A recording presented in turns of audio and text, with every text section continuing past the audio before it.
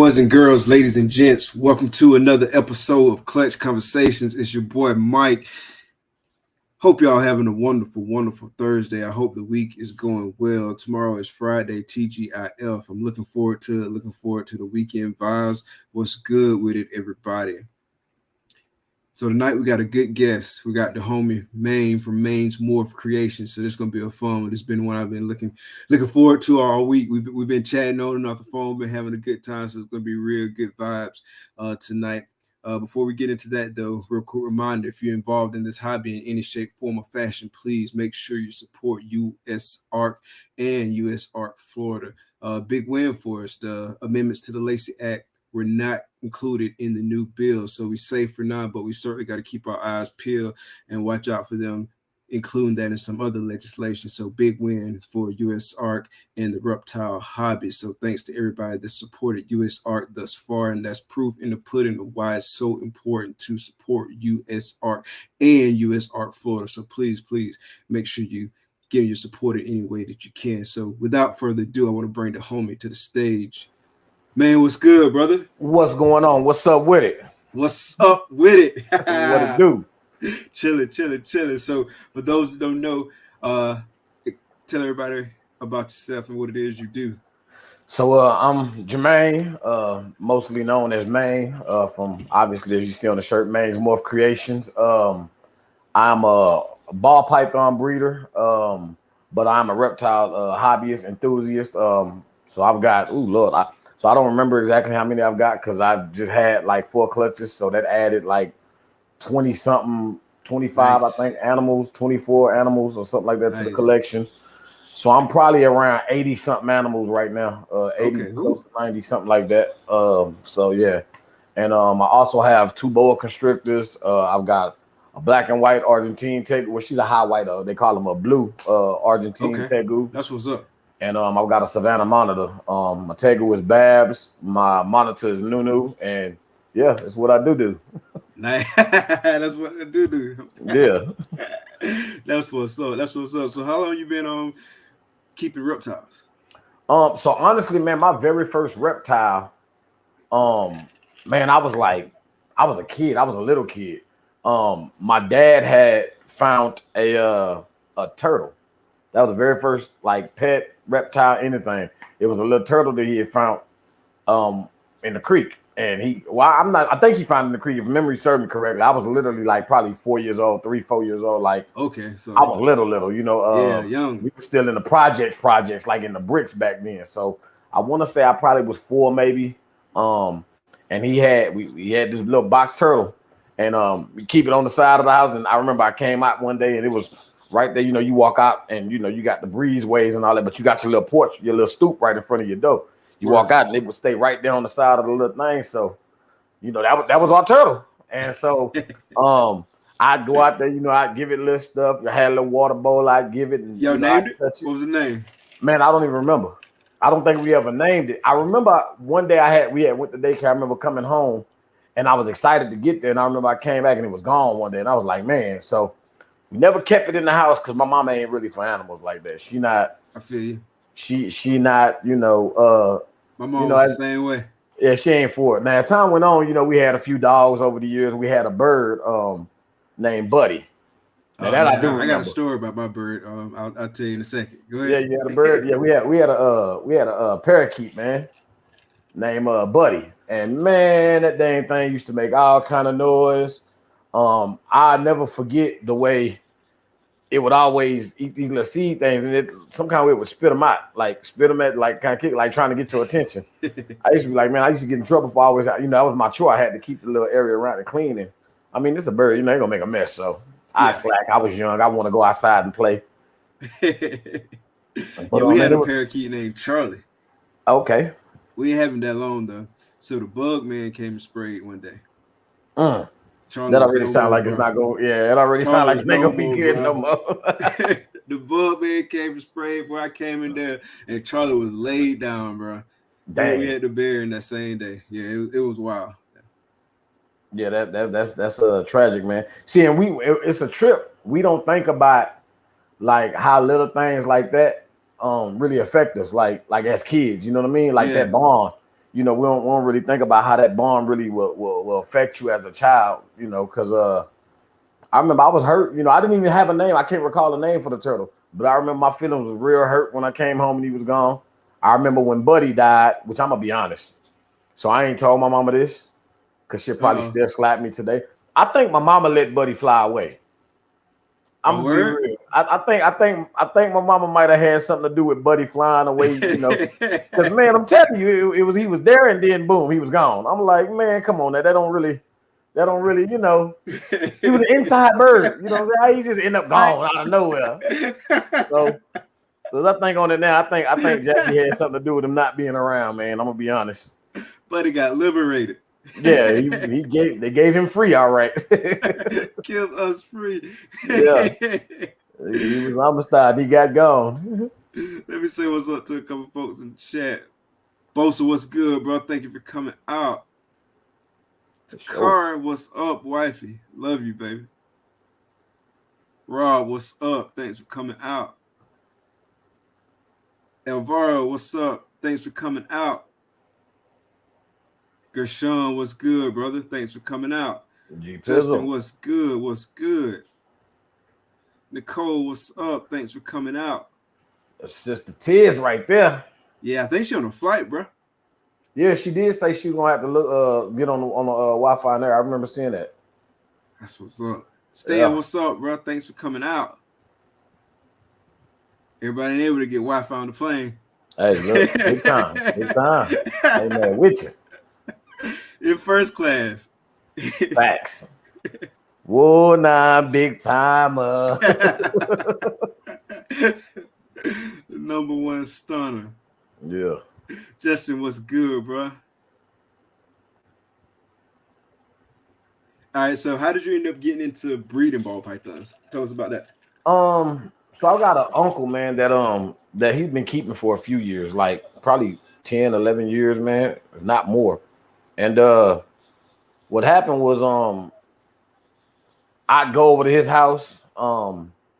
He'd have them, they'd be doing their thing. And at first, I was kind of, because you know how you have your animal and your animal, but then like it's like going to somebody's house, like, oh man, don't worry, he ain't gonna bite. Like, bro, do you see this dog? Like, don't tell me he got teeth, right?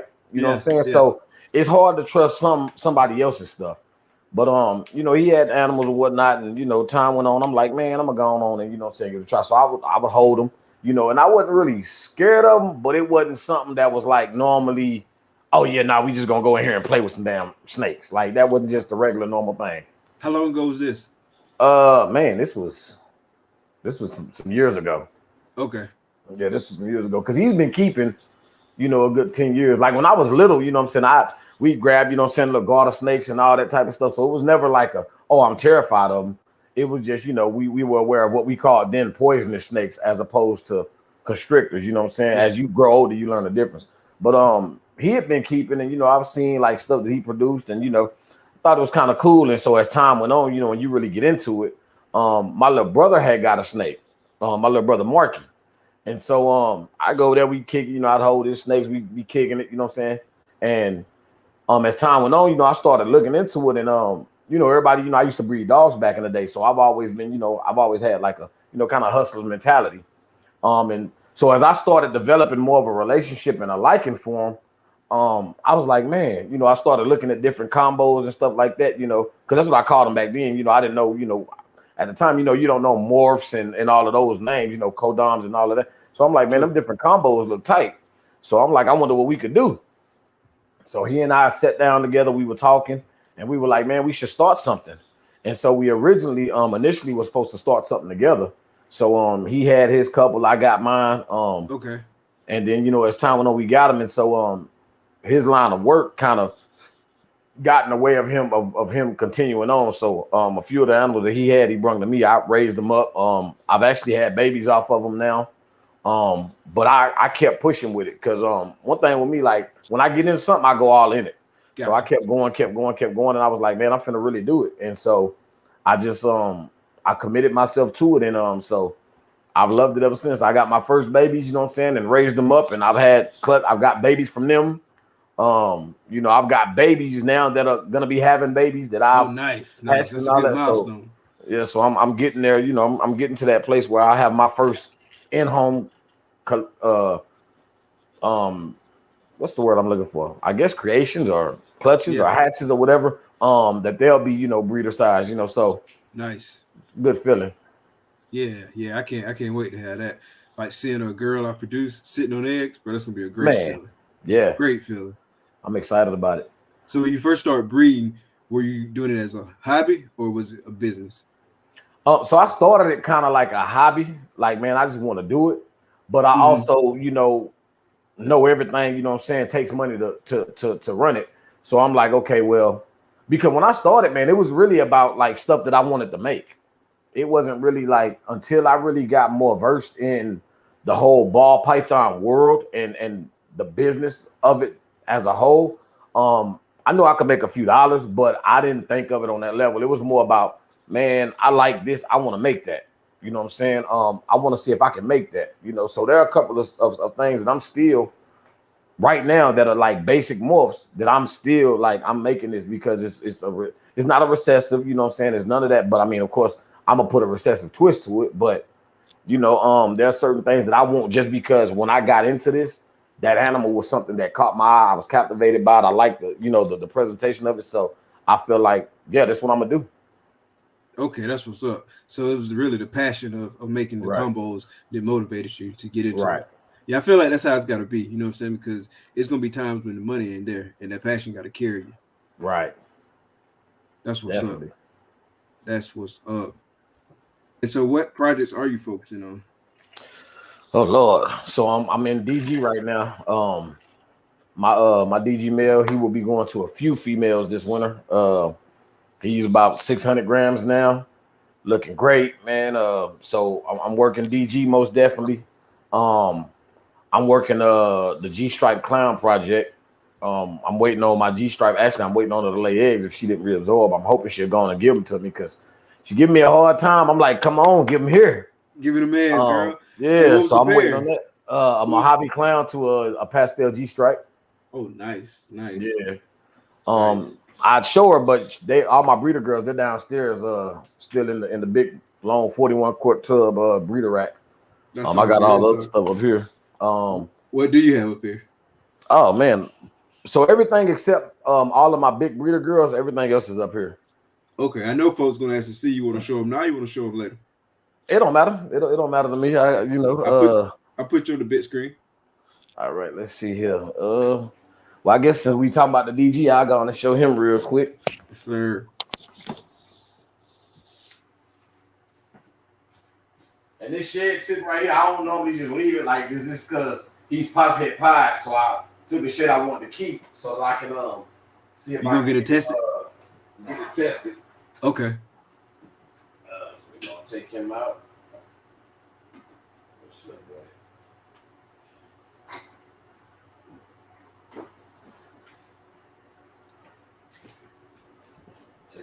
Take this off for a second. Oh, y'all can hear me. Yeah, so here's my pastel butter DG, and he is pos head pied. So Oh, nice. yeah, so we gonna see. So Super clean. he's going to this girl right here. Actually, this pod female. It's probably gonna Super be his first clean. parent. And so I'm putting to her. I'm putting them to actually the Phantom that I'm putting them to is right here. I got a Phantom Cinnamon that he'll be going to. So yeah, he'll be going to a few things. My Black Pastel is downstairs. Yeah, you got to spread that DG all around. Oh yeah. So I know I'm definitely putting them to. I got a Phantom Cinnamon he's going to. I'm putting them to this pod right here. And I'm kind of up in the air on a couple of other things. I've got what else is downstairs that I can put them to? I got like some yellow belly stuff, but I think I'm gonna work that with my asphalt stuff. Okay. Asphalt and gravel. I think I'm gonna go, two ways with that. So in terms of recessive, you got DG Clown, G Strike, Pied. Yeah. And I got Exantic. Okay. I know. VPI. Yes, sir. Okay. Yeah. I got this Exantic head clown right here. Oh, this seems to be everybody's favorite though. This girl right here seems to be everybody's favorite.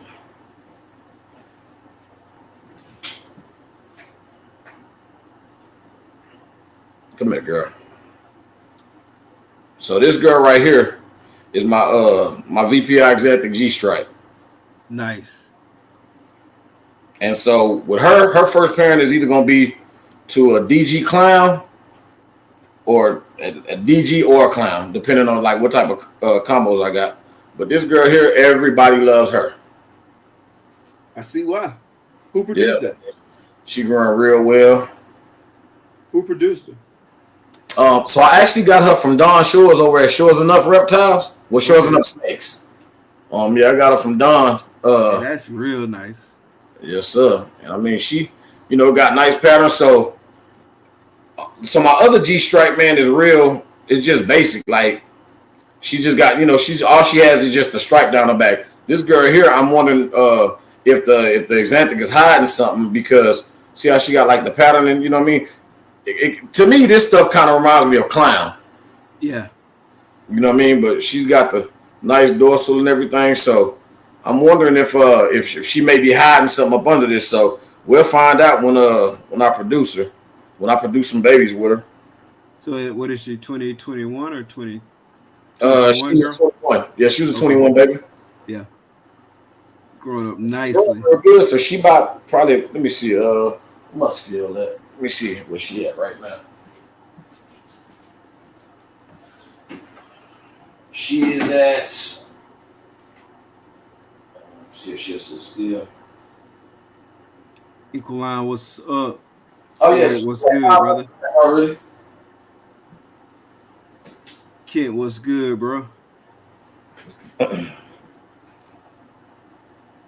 Yeah, she's at 515 grams already. So okay. Yeah, so she growing real nice. Yeah. That's real nice.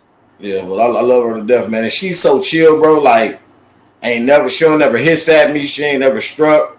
None of that. She just chill. And she slams food. So yeah, I can't wait for her to get up. But what other recessors I got? Oh, I've got hypo. So I got two hypos. So I've got orange ghost and I've got plain hypo. Or regular hypo, I should say. That's my leopard pastel orange ghost right there. I got a hypo male over there. Is that it? I've got albino. I've got a het lab female here, and I think that might. I feel like I'm missing something, but I can't think of what. Yeah, you got a lot. You say you got about 90 snakes, including the hatchlings. Yeah, including the hatchlings. I'm close to 90 right now. How many breeder females? Oh Lord. So 1, 2, 3, 4,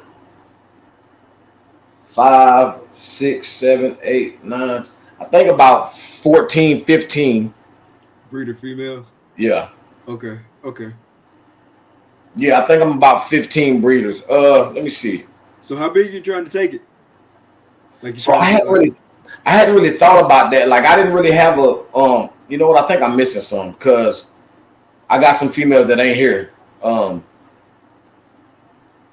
Yeah, I'm missing a couple of females. They don't like breeder loans? I would say more like projects that I got going on, like collaboration projects. Yeah, me and Cornet Constrictors got a nice project going. Okay. Me and I got some stuff over with Keisha at Splash Pack, the Silent Assassin. Shout out to Keisha. Me and Sick With It Balls, me and Sick With It Ball Python, we got some stuff going on. Oh, yeah, I know G got a lot of stuff in the works, yeah, G holding. G is another kind of quiet worker. He's another silent assassin. Like he low key a silent assassin, bro. Yeah. He's low key. And so I'm missing probably a few. I can't think right offhand all of them. I got them wrote down, but I'm probably around 15, 16, maybe 17. So that's kind of what I got going. So talk about that. A lot of people don't like to do like joint projects, but a lot of people like to do it. So obviously you got people on both sides of the spectrum. What's been your experience with your joint projects like? With Have you mine, had any man. go bad? So one I had, I wouldn't say it went bad, but it was one of those things that happens like when you find out, okay, well, a female wasn't what you thought it was. I had sent a yellow belly that was I had him as he was yellow belly posse head pied, and the female was supposed to be in gravel. She was supposedly a gravel head pied, and I was asking the guys that I got her from, like, where'd you get her? And they was like, well, no, the lady just gave it to me. And so for me, I was kind of like, I'm not sure if it's really, I don't know if it's gravel, but it's kind of hard to tell sometimes. And I was looking at her belly and all that. I didn't really see any of the typical yellow belly, I guess, yellow belly complex type belly, you know what I'm saying? Like the clear belly, I call it the city on the sides and all of that. I didn't see a lot of that, but That's a good way to describe it. yeah, because, it'd be clear down the middle and then the sides, it'd be like the city, like the skyline. Yeah, So, that's a good way to describe it. so I didn't really see all of that to me, but, I was like, hey, we gonna do it. I ain't tripping. I didn't really have no major plan for them at the time. I was like, I'm gonna make some ivories. So I put that on hold, which I ain't really. I still got like 2 female yellow bellies that are both breeder size. So I've got, actually, this is no, this is one of my yellow bellies babies, the GHI yellow belly up there. So I wasn't really tripping about it. And so as time went on, she didn't improve, but it didn't really go bad. It just, we didn't hit what we were hoping to hit. But as far as with me, if I do a joint project with somebody, it's because I already have a relationship. Gotcha. So I don't necessarily do what you would say breeder alone. Is I do a collaboration with somebody that I have a relationship with already. Gotcha. Like Juan and G, like, them both like my little bros. You know what I'm saying? I call Juan my big little brother because he way bigger than me, but he my little bro. You know what I'm saying? And we talk all the time. We bounce ideas off each other. You know what I'm saying? Juan is really somebody that motivates me a lot because to me, I'll be feeling like, man, I ain't really doing nothing. And he'll hit me and we'll talk and he'll be like, bro, like, I was thinking about what you were telling me. And, because he works like a different shift, you know what I'm saying? And he'll be like, man, it just hit me randomly at this time. And I started thinking about it. And, man, what you were saying. And so for me, it'd be like inspiring to hear, like, damn, what I'm telling you, it really means something. You know what I mean? Yeah, yeah.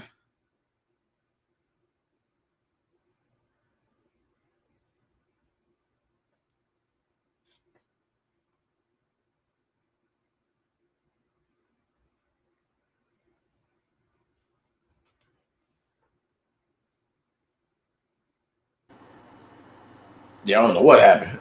Yeah, it froze. I don't know if it was me or if it was you. It's probably me, man. But yeah, and so with me though, typically if I'm doing what I consider a joint project or collaborations, it's somebody I've already developed a relationship with, I've already established some type of rapport with, there's trust there, you know what I'm saying? It's somebody that I feel is stand up enough to where, I send this animal. Because like my view is, say I send you a female that's, say I send you a female clown, right? Breeder clown, right now you can find just a plain female breeder clown, close to $1,000, $1,100, you know what I'm saying? If I send something like that and you know you keep it, you do me bad with it, then it costs me $1,000 to know that that's the character, you know what I'm saying? Like I own Right. it now. An old school 100%. person taught me that. That was like, man, if that's what it costs, then you own that person. $1,000 and you own them. That's all it cost them was $1,000. And I look at it like, not that it's just about money, but when you break it down, if you're still 1,000 from right now, bro, you just stopped us from making potential thousands down the line. 100%. And me personally, if we have a relationship, there's no amount of money that I can put. I can't put a price tag on a relationship. I can't. 100%. It's no price tag you can give me that's gonna make me cross out one of my brothers or my sister. Like I'm not built that way. So That's what's up, bro. Yeah, that's 100%. I was talking to Rashad and we had like a similar discussion. You know what I'm saying? Like yeah, we was talking about the exact same thing you said. Like you put up, let's just use $1,000 again. You know what I'm saying? And if you screw me, then I spent $1,000 to know that I can't fool with you no more. You know what I'm saying? And right, in the long run, that might save me way more than right, $1,000 because now I know exactly what I'm dealing with. You know what I'm saying? And then I can right. conduct myself accordingly. But yeah, 100%.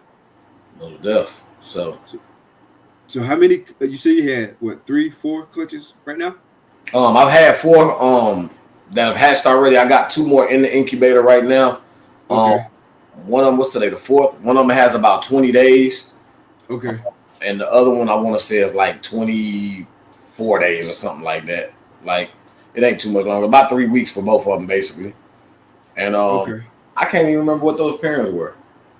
So you're gonna have 6 in total this year, or you expecting some more behind that? So I was expecting more, but the way some of these females are looking at what they're doing, like how they're behaving, I'm kind of like, man, they might be done. I've seen like the swells. You know what I'm saying? Like one of my yellow belly girls. Um, she You got did. an ultrasound? Huh? You got an ultrasound?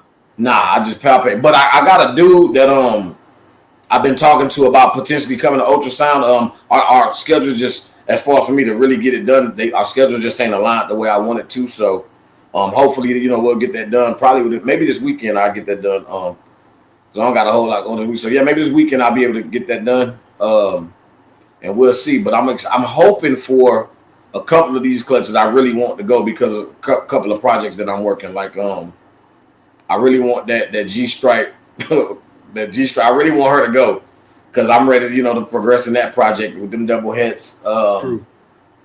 What else I got down that I just really, really want to go? I got the yellow belly girl. I'd like her to go because I bred her to the super inchy OD spot nose. And I've got 2 clutches from him already. But I was really excited about seeing the head red with the spot nose interaction. But then I want to see the difference with when you remove a copy of inchy but add yellow belly with the inchy OD spot nose to see the difference in how the animal comes out. Gotcha. And then I got like a bunch of head stuff that I definitely would love to go ahead and be raising up. What else I got going? How many clutches you rocking a year on average so far? Last year I think I hit like 10. I had like 9 or 10. I had a couple of joint projects. So well, it's a lot for me. Just in home, I've had last year I think 8 or 9, and then I had a joint project with T5, joint with I can't remember. I had like 3 joints last year. The babies that you're not holding back, where you selling them at? Morph Market. Yeah, Facebook, Instagram. Them pretty much the main spots. I got like some local pet stores around here that when they get low on stuff, so I hit them up, and if they got space, they'll grab a few from me. So I give them like some of my lower end stuff that pet shop type stuff. You know what I mean? Like I bred the super inchy OD spot nose to a normal female, so most of that clutch was it was some dope combos. Like I hit an inchy OD spot nose male, 2 of them. They look super fire, but what I'm gonna do with those males when I got the dad, that's super inchy. So wasn't really a use for those. Hey girl. Yeah, so I got a couple of pet stores that I'll let stuff go to. But for the most part, yeah, Morph Market, IG, and Facebook. I hit different groups on Facebook, and people that hit me. But I've also, because in my line of work, I end up, I come across a lot of people. So I've had people actually like from work reach out like, hey man, I've seen that, saying, oh, well, how much you want for them, and he'll ask like, that people will want to get stuff, and hey, well, what's the prices on? We'll talk. But one thing about me is with those type of people, I will make sure that they are that they really know what they're doing as far as keeping. And I always tell them, listen, if you get to the point where you can't keep the animal, you don't want the animal, don't just give it away or just let it go. Call me, I'll come get it. You know what I mean? Because I got a passion for it. Like I wouldn't teach my animals just, oh yeah, I'm just let it go. I don't want this. I'm gonna just throw it away. Like, nah, just call me. Hey, I can't keep it anymore. Whatever the situation is, and I'll come get it from you. You know what I'm saying? But don't just let it go or give it to somebody who just gonna, mistreat it, and stuff like that. There's no purpose in that. Speaking of that, similar subject. So I was listening to Snakes and the Fat Man podcast, and he was saying that he thinks it's some people that hatch babies that they don't really want, they don't see a lot of value in the baby because it's like a low level combo or whatever, however you want to say that. And he feel like they just automatically put them in the freezer or something like that and just dispose of animals.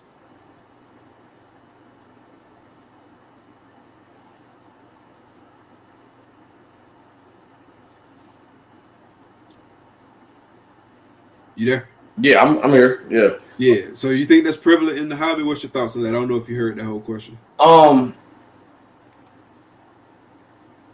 With some of the stuff I've seen, I wouldn't doubt it. That's wild to me. Like I don't even go ahead. Like I think that it's probably. I don't believe that that's something that doesn't happen. If I'm being honest, like I believe that people have gotten to a place because what happens, in my perspective, I think that people get so wrapped up on the dollar that the passion for the animals and the care and concern for the animals themselves that aren't prize worthy kind of takes over. And so at that point, man, I don't care about, like, oh, it's just a lesser, it's just a butter, it's just a pastel, it's just a, I don't care about it. I understand to an extent what they mean, but I would never, I just hatched out of norm, I'm gonna freeze it. That's wild to me, bro. You know what I mean? Because if you're at that place, then you don't need to be in the hobby. Exactly. Because that mindset means that this is no longer a hobby for you, that there's no longer a passion in this for you, and that you basically made this literally just a transaction. So it gets to the point where you no longer look at the animals and revere the animals as regal as they are. You more so just look at them as they're like a number. Kind of like, basically, yeah, like, oh, this is just a transaction. So if you don't have X amount of value, if I look at you and you visually don't present to me this type of value, then I can. You're disposable. And if that's where you are, then you're in the wrong business. Exactly. I agree 100%. That's with any type of animal because anything that you're raising, it's a life still. So I don't respect that personally. Honestly speaking, like I've had animals, because part of the business, you're gonna win some, you're gonna lose some. I've had animals that get sick. I've had animals that die. If you're in the hobby, it's gonna happen. You have some clutches. You'll have some babies that will be fine, snapping. Eat, do everything right, and then you'll come in the next day and they're dead. You can't explain it. You don't know what happened, but you don't see what's going on or what has gone wrong with them internally. So what you do is you check your animals, do the best you can to ensure their health and all of that. But from that point on, for me, like, it bothers me. Damn, I lost the animal. Right. You know what I mean? Like, dang, like I'm, so now it puts me like I'm checking my temps, checking everything to make sure everything good. Like, damn, what, did I do something wrong? Most cases, it's nothing I did. It's just the nature of, the industry. Right. Yeah. Yeah. Like I've heard a lot of people say that. So fortunately, I haven't lost any animals. But I mean, if you do this long enough and you do it at a certain level, you work with enough, you're gonna lose an animal. And so I've heard a lot of people say that, like, you can be doing everything right, you know what I'm saying? It just an animal just fails to thrive for whatever reason. And you might not necessarily know exactly what that reason is, but just like you said, you know what I'm saying, you assess everything you're doing, making sure your husbandry on point, temps right, you know what I'm saying, humidity right. You cleaning on a regular basis, you changing out waters regularly, like all that good stuff, and make sure you're doing everything that you know what I'm saying, to take care of your animals, and then you should be straight. But from time to time, like these mishaps happen. That's just part of it, you know what I'm saying? But if it start to become like a recurring theme, that maybe it's something you're doing, you know what I'm saying? Like if it's just happening back to back to back to back to back, then that's probably indicative of you doing something. But if that's not the case, you know what I'm saying, then you can feel pretty solid, you know what I'm saying, about what you're doing. Definitely. See, that's that place where ego has to take a back seat. You know what I mean? Where your pride and your ego can't be too big to where, man, it's not me. It's just, man, if everybody can always use a tweak, you know what I'm saying? It's never a time where you can't learn something. And so, as I was saying that, I said a word that Coach told me to use all the time, and he told me to mess with you about it. Indicative. That's my word, man. I don't know. And it's crazy. I don't know why I always that just it seemed to come. I don't even be intending to, and it just comes out. Yeah, we were talking on the phone a couple weeks ago. He's like, yeah, you gonna throw it digging at you. Yeah. Give him a hard time. I'll find some kind of way to say it. It is indicative that something is wrong in your husband. And it came out my mouth before it came out yours. Yeah. So you said you were saving a shed to send it to go get tested. Well, talk about that. Have you sent any sheds to get tested so far? This is your first go around with it. Yeah, well, so what I'm gonna do is I'm gonna probably get a few and just send them at one time. Because that man that's Pots Het Pod, his sister, where's she at? Oh, she right here. She's Pots Het Pod. So I'll go ahead and just get the sheds, you know what I'm saying? I got some other stuff that's I can't even remember what all they are. And then I got like my asphalt I know for sure is asphalt, my yellow belly stuff, I know that. But those two, you know, I'm checking. I mean, if either one of them is Het Pod, then you know that'll kind of either way it goes, I'm still gonna breed DG to a pod regardless, but it'll kind of speed me along in the process because then I can know, okay, well, I know for sure this one's gonna prove. So then maybe I can look a different direction as far as maybe I'll look into finding a double het, you know what I'm saying, to raise up to be able to breed to kind of speed me along in that project as opposed to just going the long route. Gotcha. So how you think genetic testing gonna affect the game? You think it's good, overall bad, or somewhere in the middle? I think it's got pluses and minuses. I think to an extent some of it can be beneficial because then you know it'll make you sure in certain areas. You know what I'm saying? Okay, this is tested, I know for sure. But then I also think that when you're able to do that, it kind of takes a little bit of I think it'll save some time in some areas, but then I think it also takes away a little bit of the fun because I think what'll happen is that say I send this shed in, right? If my mindset is that this thing is Het Pod and I find out it's not Het Pod, well now will my emotion toward this animal change? You get what I'm saying? Because I think that a lot of time what happens is that people find these powerful animals and they're so riled up by the power as far as genetically that they pack. So then you send the shed in and find out, hey man, it's not what you thought it was. How does your care for that animal change? You know what I mean? Does that the husbandry slack off? Do you stop feeding it the way you were because it's not what you thought? So now you know what? Forget it. Oh well, I'll feed it whenever. Or do you continue to show it the same love that you were showing before? So to me, I'm kind of, you know, like in this regard, for me, I'm only testing because I'd like to know as far as so I can gauge the direction I need to go for future projects. Right. But I'm not testing because regardless, I'm still gonna put it to a pod. You know what I mean? So it just would be cool to know, okay, both of you know, or like I said, you know, which one may prove. If the sister's gonna prove, then okay, boom, I'll put, you know, if the male ain't gonna prove and the female's gonna prove, cool, I'm still gonna put the male to a pod.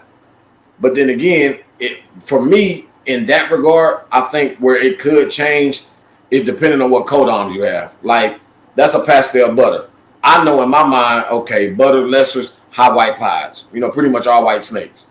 So is that what I want? Ideally, I personally prefer medium to low white pies. Right.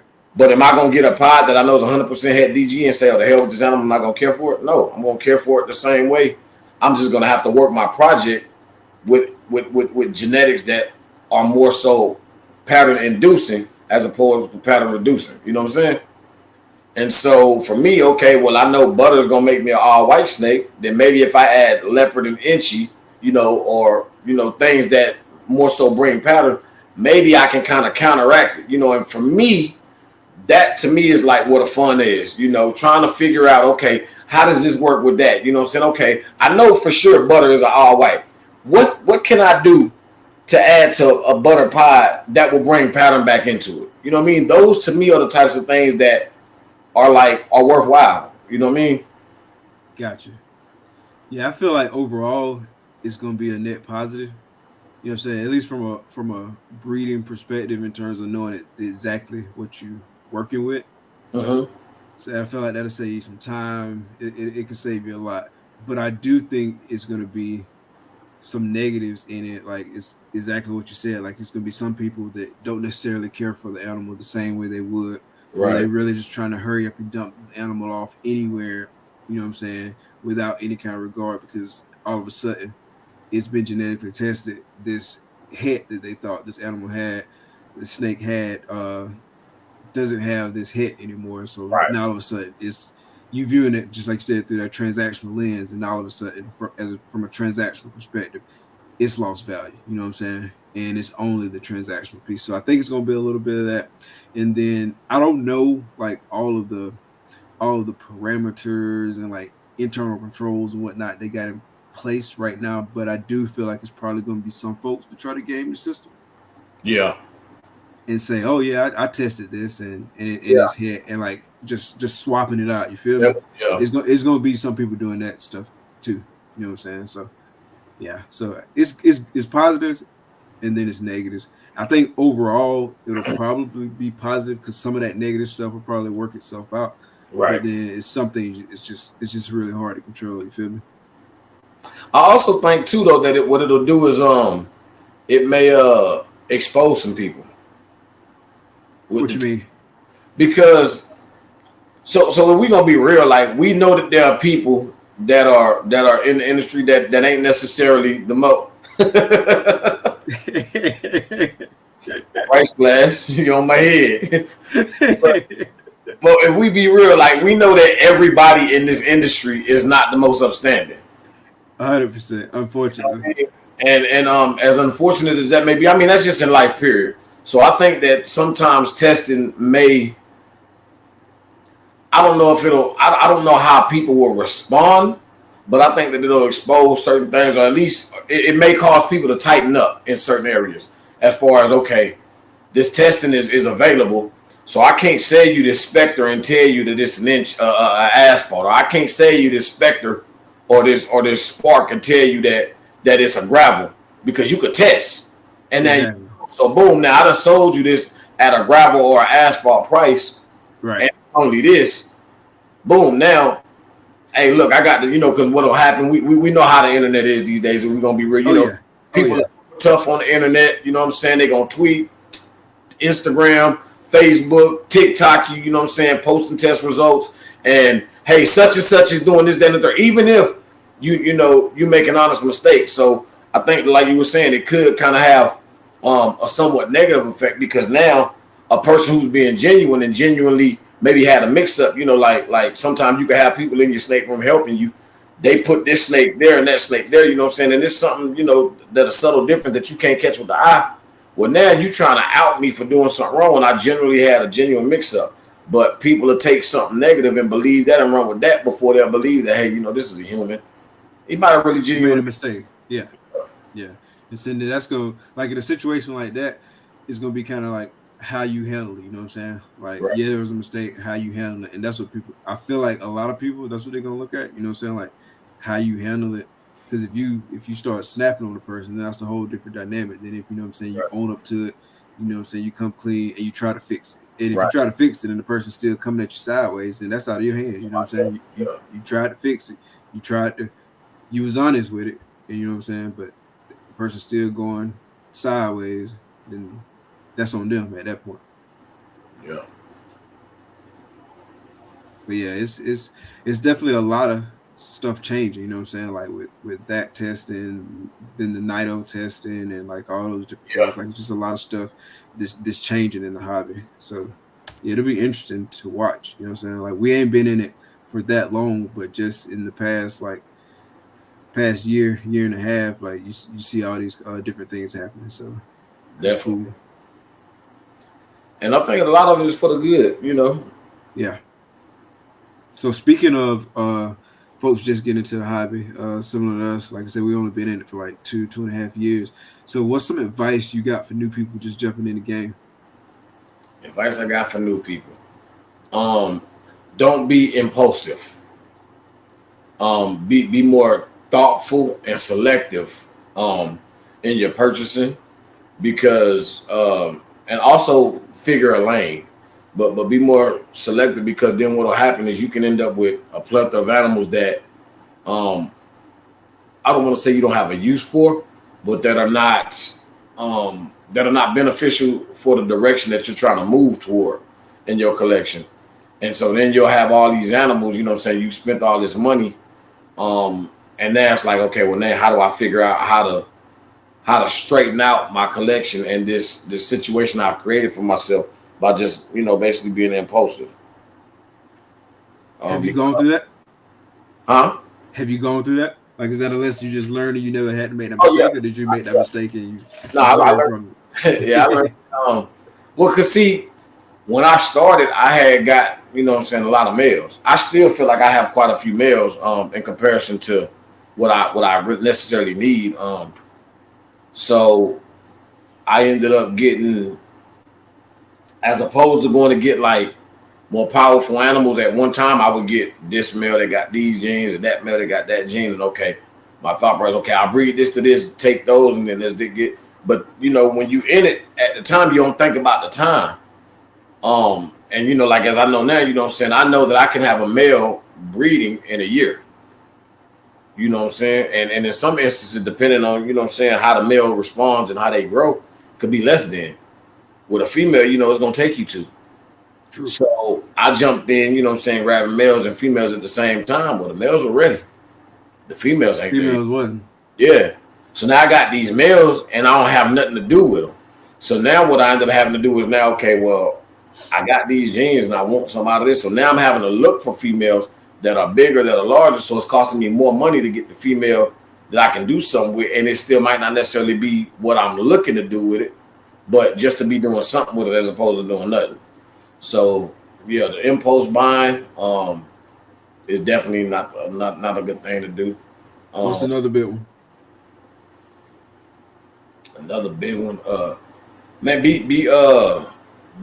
I think quality is very important. You know, look up your sources as far as where you're getting what you're getting from. You know, if you go on OD, get a quality OD, because they got OD that looks good. You know, just single gene orange dreams that look really nice, and they got OD that looks like, man, is this an orange dream or is this a normal? They got orange dream, they got orange nightmare. Yeah, you know what I mean? So I think that, you know, you should definitely be big on your quality, because again, that's your namesake. You know what I mean?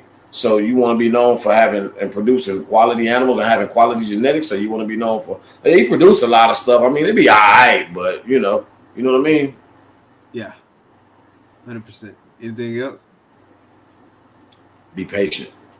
Oh yeah, that's a big one. That's a huge one, bro. You learn that quick, fast, and in a hurry. Yeah, be patient. I think that your walk has to be your walk. Don't judge your success by another person's walk or another person's right now, because they present, you don't know what they went through to get to their present. You don't know how many bumps in the road they hit, how many losses they took. You don't know what they did or didn't do to get where they are in that moment. And, you know, like I'm in year 3 and I'm gauging a person who's in year 6 or 7. And I'm like, man, they got this success and I'm only here. Well, yeah, but they also got twice as much time in you. You know what I'm saying? Exactly. And, you know, that many more years. So they've had this many more clutches that have produced or yielded fruit, so that they've capitalized off the fruit they've produced as opposed to just paying out of pocket. You know what I mean? So exactly. Even somebody that's been in the game the same amount of time as you, like y'all could have started on the same day, but y'all circumstances ain't necessarily the same. You know what I'm saying? Like, right. I feel like your biggest competitor should be yourself. Like, are you better than you were yesterday? You know what I'm saying? And if not, why not? Because if you're not, then you slacking. You're really degressing. Yeah, definitely. Regressing. Whatever the word is. Yeah. All right, so what have you liked most about the hobby so far? What have I liked most?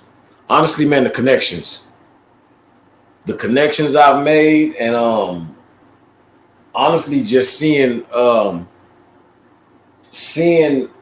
vision that started in my mind and in my brain come to fruition in front of me. Those I think are my biggest 2 takeaways. And honestly, and also being able to educate people, and helping people overcome, you know what I'm saying, or kind of work through a fear, because a lot of people have the fear of snakes. And so being able to work with people, you know, I've gotten people that wouldn't touch, you know what I'm saying, scared of dogs. I ain't petting no dog, and I've gotten people, you know what I'm saying, to touch snakes. So just to be able to, you know, to relate and connect to people on a different level with something different, has been one of the greatest takeaways for me, though. Okay, see, I ain't been able to get nobody who is scared of snakes to touch a snake so far. What's your strategy? I don't know. I don't really think I had one. It just, I just talked to him like, man, look, you know, and then with me, like, all right, look, we'll just touch it right here. Okay, look, I'll hold the head. Look, so it can't bite you. You know what I'm saying? And then also what I do is because a lot of people are fearful of the bites, right? So I've shown where I got bit at. And they be like, well, I don't see nothing there. That's my point. Exactly. You know what I mean? It's nothing to be scared of, you know, and oftentimes what I do is I'll talk to them, I'll be like, have you ever been playing with a cat or a dog and got scratched? Be like, yeah, man, it hurts. Okay, a snake bite not gonna leave nowhere near a mark that has. Yeah. You know, and they be like, are you serious? I'm like, serious, you know what I'm saying? I've taken pictures where I've shown, look, these are ball python teeth. Like, not from ball pythons. Yeah, you know what I'm saying? You swallow fish bones that are larger than this. Now those emerald tree balls and retics, that's a different story. Yeah, no, I ain't talking. You don't want to take one of them. But. Yeah. even boa constrictor bite is pretty. It's a regular boa because it's different. My worst bite of all has come from a boa.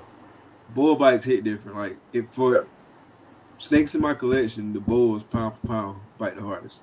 Yeah, definitely. Like my big girl downstairs, man. She sweet as can be. Like she sweet as pie. You know, she real chill.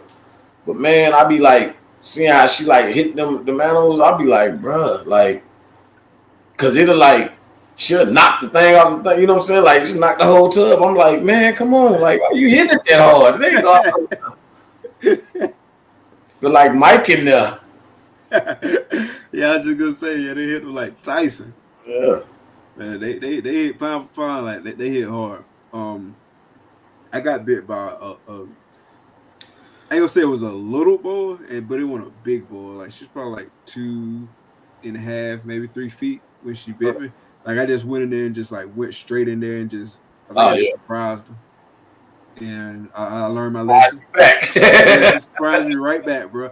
I just went in there, hey girl, and it hit me quick. You know what I'm saying? Because ball python, you don't get bit from behind. Yeah. But she turned around and bit me so quick, bro. And I ain't never had no problems with her since then. But I respect how I need to go in there now. So I ain't never had no issues since then. Yeah, pound for pound, the bulls hit the hardest, in my opinion. So. See, when I got bit by my boa, man, she was just a damn demon. For real? Man, she just, like even this one right here, well, if I go in there and try to take out, she gonna tag me about 17 times. I was just about to say pull one of them out, but I go get the big one. I ain't fooling with her. Oh, you know what? See, I got some rats right here too, though, so. Okay, yeah, you know. A lot of people tell me, are you crazy? You fooling with that snake and you got the rats out, man? I ain't, you know. I don't fool with snakes when I got the rats in the room. You don't get bit doing that? I mean, I have, but I don't stop. Cause see, like what I like to do, when I'm a feed, like all these have already, they pretty much ate. So these are this is like some surplus, some stuff that I just have, you know what I'm saying, that I ain't fed off. So like I'll wait till probably tomorrow or something. And you know, I got certain females that if they want to eat again, I'll give it to them. You know what I'm saying? Like, who will eat again? Like, so this double-headed Exanthic clown girl right there, if I put a rat up there, she gonna eat it. But she just ate, like, probably in the past week and a half, she'd had like 3 rats. But if I put another one in there, she gonna pop it. She don't turn down nothing. Yeah, she's not turning down nothing. Not even the volume. She ain't turning down. You know, since she gonna eat Morgana, she gonna eat. Who else I got here that's just gonna eat? Oh, Champagne, she gonna eat. What's the name? Champagne? Champagne in like an African dialect. Okay, gotcha. Yeah, but she's gonna eat. Wolf, what's good, bro? You say what happened? I was saying what's up. Oh, Lone Wolf, what to do? Yeah, I got a few that they gonna eat no matter what. I'm trying to think out of my males who just is a monster. Oh, so that normal right there, I don't know if you should tell that normal right there, bruh. if I go over there right now and like move my hand in front of the tub, striking. Oh, she ain't gonna strike the tub, but it's like she's always in feed mode. Like, so she actually, that's who I got outside of the babies, because I got tore up yesterday, man. Messing with them babies, tore me up, man. The last clips, because they finally all shared out, so I was supposed to do the video and separate them, but I didn't have enough of my tubs for my Hassan rack, so I had to go get them. I got some today, so I'm gonna probably end up doing that video. I need to post another one actually, so I'll probably be posting something tomorrow. But she was the last like big one that I took a bite from was her, and it was feeding time, and me tripping. You know what I like to do is I'll set the room, you know what I'm saying, to try to get them their appetite together so they'll smell the rats. And not thinking about it, went over and pulled the tub out and had it open and did something and moved my hand. And I knew she was hungry. And I did something with my hand over it, not paying attention, and looked away, and she reached up and popped me and let go. And I was like, she let go. Yeah. So she let go. Yeah, so like I'm surprised old girl ain't alert with the rats in the room. I guess you touching it and whatnot. She good. She knows. Yeah, she's pretty chill. Well, she ate like 2 days ago, so she ain't gonna be hungry right now. Okay. Yeah, she's one of the ones, and then with her, like, she have a moments like she got a good feeding response, and then she have it like, all right, I guess it's time to eat. I go eat. So it just depends on the day, but like you can tell, like when I was finna feed them though. Oh, she was in here, she was already, it was like she knew it, like, oh, it's time, like, hey, bro, the day is the day. Like, when I walked in, she was up there. We always do about this time. Yeah. So she was ready. That's what's up. So what's some things that just completely took you off guard and surprised you about the hobby? You said what's some who? Things that just completely took you off guard and surprised you about the hobby.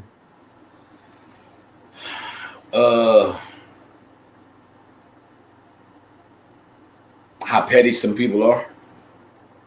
What you mean? Like, I've seen some pretty petty stuff. Like, I guess I probably shouldn't have been surprised, but I guess for me, like, on the outside looking in, it's kind of with anything. But I've seen, a lot of jealousy and hate, you know what I'm saying? So people, like, as opposed to being, adults about stuff, they go to a lot of social media, you know what I'm saying, and take shots at people. I've seen a lot of people, like, having situations that occur, and as opposed to, trying to handle it correctly, they'll go trying to defame a person or speak ill on them, you know what I'm saying, without ever addressing the person themselves. I've seen that happen quite a few times. I'm just like, I don't respect that, like. Yeah, why you rolling like that? With you, and I go tell everybody that I got a problem with you, then do I got a problem with you, or do I enjoy the response I get from people by talking about you? You know what I mean? Exactly. So that's been kind of one of the things that surprised me. I'm gonna tell you what else really surprised me though was how expensive these animals can be. Like how much, I guess, revenue as if you go just business wise, like how much money it is in this industry. Like there's a lot of money to be made in the industry if you do it the right way. Like I remember I went to my first NARBC and I was like, damn. Like, bruh, all this. So it was definitely like, wow, you know what I'm saying? And I don't ever have a plan on being an Aussie or a Canova or nothing like that. But I mean, the fact that, hey, you know what I'm saying, I could actually, like this is something that could literally, if you're doing it right, can sustain, you know what I'm saying, a pretty decent lifestyle. Right. 100%. So speaking of shows, you going to Daytona or any of the big shows coming up? I sure the hell am. Yeah. Daytona? Yeah, I'll be there. I'll be at Daytona. I'll probably end up at NARBC Arlington. Okay. It's right up the street. It's in Dallas, so it ain't nothing but a 4-hour drive and just get a hotel there. So that ain't nothing. I plan on hitting Tinley. I've heard a lot about Tinley, so I want to hit Tinley. I know it won't be this year though. So probably next year. I don't know if it'll be the early or later show next year, but I know I'm hitting Tinley next year. They say the later show is the the one that's the most lit. So, but I ain't been in that one. We going in October, so we'll see. Yeah, well, I might be at the later show next year then. But I see you in Daytona though, for Oh yeah, sure. for sure. Yeah, I'll be there. When you getting there? Uh, Friday morning. Okay. Yeah, we'll be there Friday evening. Okay, yeah. Well, I'll be there Friday sometime. I'm assuming like Friday morning, probably afternoonish. I'll Okay. probably be around when we get there, but yeah, Friday for sure. You driving or flying? So I'm flying driving. Okay. You Yeah, gonna fly to like the A and then drive from there? So like, I'm gonna gotcha. fly to the A, and between a couple of my close partners there, we gonna drive to Daytona, and then Okay.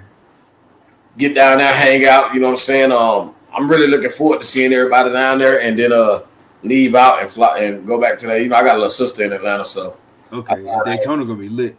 yeah, I'm gonna go crash on her couch or kick my mama out of her bed for a night, and then come on back. So it's gonna be fun. Nice. So yeah, bro, talk about some of your plans. What's next for Maine's Morph Creations? Like, what you got on the docket for the 5 years out, 10 years out? Have you thought about it that far out yet? Actually, yeah. So I've thought about 5 years, man. So in 5 years,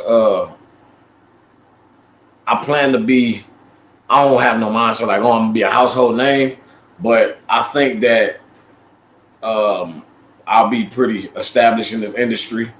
Um, like this girl will have given me, Lord knows how many clutches by then. Within 5 years, I'll probably have a couple clutches. Really, I'll probably get 2 clutches out of her, honestly. And move another direction with a project. I've got certain animals here that I probably may never get rid of. Just because a bond, like she may be one that I keep, just because I really enjoy her. Like I love her to death. But in 5 years, I plan on probably breeding successfully maybe 20 to 25 clutches a year. Okay. And that's kind of, if I do good, you figure if you do 25 clutches, right? Yeah. Or even if you do 20, you know what I'm saying? And you give yourself a baseline of what your minimal should be per clutch, it'll be a pretty decent amount of revenue that you'll have. Like earlier this year, I was doing some calculations, and I'm like 20 clutches, right, at $750 per clutch, which is really not much. You know what I'm saying? When you consider, if you average 6 eggs, $700 per clutch, $750 a clutch, that's not much. But you know what I'm saying? 20 clutches and $750, that's $15,000 a year, right? Yeah, that's 15 G's right off top. So if I'm already making what I make, an extra 15 G's on top of that, that ain't bad. So now if I add another 7,500 to that with another 10 clutches, right? Now I'm at 23.5. You know what I'm saying? So when you break it all down, you can actually, if you just better plan with 25 clutches a year, you can really kind of live off that. Yeah. Like Isaac, for example, like he don't produce a bunch of clutches. You know what I'm saying? Like, So but he just build up his stock year after year after year. His stock get better and better and better and better. You know what I'm saying? So it generates more revenue just off the strength that his stock getting better and better and better and better. He ain't having to produce like all these animals. You know what I'm saying? Like he just produced a certain amount of animals, but they just be like top quality. right. And that kind of go back to what I was talking about earlier as far as the quality of genetics. If you produce quality animals, then you should be good to go, because at this point, like with me, like I'm looking for the best quality when I purchase. You know what I mean? Obviously, you know what I'm saying, money is gonna play a factor in that, you know what I'm saying, because you gotta be able to afford. But for me, the quality that I'm looking to have is like, how do I say, like, okay, say you go on VPI, right? You know what I'm saying? Or you do an Xanthic, right? So your line of Xanthic, if you got an Xanthic that stays, you know what I'm saying, that keeps holds color good, that's completely different than if you got Xanthic, you know what I'm saying, that's, you can't really tell if it's Xanthic. You know what I mean?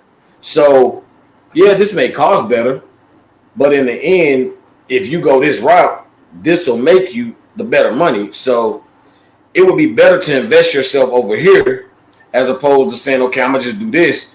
Invest your money here, so that way, when what you're trying to do, you know what I'm saying, you'll be successful. Because if you don't, that could come to bite you in the end. Because now, okay, well, I've got this as an Xanthic. You can see it's Xanthic, but now as an age, you know what I'm saying, the quality ain't as good. So what that does is, again, it goes on with your reputation. So now people are looking like, well, yeah, he do produce some nice stuff. He got a lot of Xanthic, and he got this, that, and the third, but it don't really stay. You know what I mean? Yeah. You know. So if your Xanthic line is quality as a pastel, then, well, damn. You know what I'm saying? You already got, you know what I'm saying? Not shooting shot at pastel. Nobody will come bite my head off. I'm not saying pastel is a garbage machine. Don't get it. That's not what I'm saying. But if pastel hater. In the industry, you know, pastel has a tendency to brown out. So find some pastel that, you know what I'm saying? And I ain't talking about like where you've added, you know, yellow belly or you know, stuff like that. I'm talking about just a pastel that stays yellow like it is when it's little. If you find that, man, this is a great line of pastel, I can work with this. But when you're using, you know what I'm saying, a line of Xanthic, you know, and everybody, you know, it's VPI, but, you know, you got higher end VPI, you got lower end, you know, it depends on where you at on the spectrum. So just invest, you know, if your mind frame is, okay, I'm going to invest in this, invest and spend the money on quality as opposed to quantity, because then your name, you know what I'm saying, will be attached to the quality. You know what I'm saying? Like when you hear, so I got it. Best way I can say it. I'd like in 5 years my name to be associated. I'm not saying I want to be on the level or my name be in a conversation with Canova, but I'd like for when you hear Maine's Morph Creations, it's not a question. You know, oh yeah. No. So you got that from Maine at Maine's Morph? Oh, bet. I'm tripping. Yeah. Yeah, no, I want that. You know what I'm saying? Like, yeah, I buy into that because I know what he's doing over there. We've seen what he's done over the years. You know, where he started, where he come from. We've seen he's about quality over there. So that's what I'd like to be, you know what I'm saying, my name to be synonymous with quality in this industry. 100%. Yeah, you answered the question that I was going to ask. I was going to ask what you want to be most known for in the hobby, so you hit that right on the head. Oh, well, look at that. Right on the head, bro. So you probably touched on this too a little bit, but like, what's the most important like personality trait or strength that you think somebody need in this hobby to be successful? That one's a little tough because honestly, I think probably marketability. Okay. And I say that because it don't matter how great your personality is, you can't market yourself. You know, people are not buying necessarily. You know, the product that you have is going to sell itself. You know, so people aren't buying the snake because it's the snake. They're buying from you because it's you. You know what I'm saying? And so I feel like you have to market yourself, promote yourself, put yourself out there as something that, hey, you want to be a part of this. Because if not, then, you know, why would somebody buy from you? You know what I mean? Like you go to a car dealership, you go into a car dealership. I don't have to sell you a car. You came to the dealership because you need a car. Now, why should you get a car from me as opposed to the dude next door? Yeah. Well, I'm going to sell me to you and build this relationship with you. So you ain't going to want to deal with them. You're going to stay over here. And so I feel like in this industry, if you can't market yourself, you can't be necessarily successful 100% because, you know, why would I buy from you when I can buy the same animal from somebody else? You know what I'm saying? Yeah. It's kind of like, you know, me and Justin can have the same animal. They'll get it from Justin because they know him. So I have to get to a place where, hey, they know Maine's Morph Creations. So that's why all the local shows I go around, like I put my name on everything just so you'll be familiar with it. You know what I'm saying? And that's why, like, somebody was like, man, you always making all these videos. Like, do you really feel like you need all them videos? Honestly, I don't. You know what I mean? Even with like what I'm producing now, like these last two clutches, nothing really spectacular. You know, I bred a leopard pastel orange ghost to a spider and a leopard pastel orange ghost to a pastel that was posshead orange ghost who didn't prove. Why am I doing videos on them and all of that? Because so people can see, okay, content. They'll know, you know what I'm saying? He's gonna produce. When he produce, you know, if I lose eggs, like even with the moldy egg, I did that video. You know, I'm transparent so that you'll know, hey man, look, this is real. But you know, at least I'm gonna be honest with you. I'm gonna be real with you. You know, a lot of people probably have cut that egg, you know, on the side somewhere. Look, you know, I'm gonna be real with you. So if I tell you that this thing is good and whatever it is, you'll know, like, nah, he's for real. You know, we watched him, you know, hatch eggs that, you know, he may have messed up and he's doctored them back and they've actually hatched out and been stunning animals. So I feel like I put everything out because I'm trying to, I don't want to say flood it, but I'm trying to put me out there. Like, so you'll know me and you'll be familiar, but you'll know, now this is a good dude. You know, we know he producing animals. You know, he has given inside looks, you know what I'm saying, on the snake room. Like, I actually was supposed to do a video showing like I had moved the snake room back up here, but I just never did it. I started having clutches and stuff, and that ended up being what I put out. So, I mean, this would probably be a good intro because now, you know, this is the snake room as opposed to, you know, all the brown, you know, the brown backdrop and all that with all the tubs and everywhere. You know, it's up here now. Gotcha. So, what are you using to edit your YouTube videos? iPhone. What is it? iMovie? Yeah. Okay. Yeah. Okay. I've got an app called Filmic Pro, and so if I don't record, okay, yeah, I heard of that. Yeah, if I don't record on Filmic Pro, so shout out to How There's a Pythons because Coach put me on that. Filmic Pro. Yeah. So last year at matter of fact, last year at NARBC, we did some recorded little stuff. You know, he did an intro for me on my on one of my videos and all of that. I had a lot of footage from there, and he actually talked to me about it. Him, honestly speaking, him, GP, and Rashad. So How Does a Pythons, GP Snakes, and 212 Exotics are the three that had really did a lot with me as far as trying to learn how to edit. Cause bro, I wouldn't, man. I don't. My editing was, I'm gonna put a Snapchat filter, and that's what you know. Edit.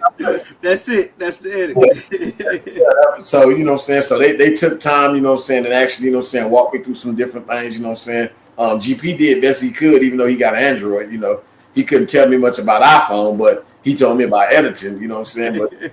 But Coach and Rashad, they both got, you know, they both iPhone, you know what I'm saying? So they helped me a lot, man. And so I just, you know, one day I was just on it, just messing with little settings and different stuff like that. And I put out a video, and that's when I started doing the words and all that. Now, it's a lot of stuff I still want to learn how to do. Like, I was watching one of GP's videos the other day, and he had the little, I think it was like the thing was like it. So he had a little thumb thing or something was on it. Yeah, I seen that. Yeah. See the little thing come over and click it while he's still talking. Like, bro, how the hell?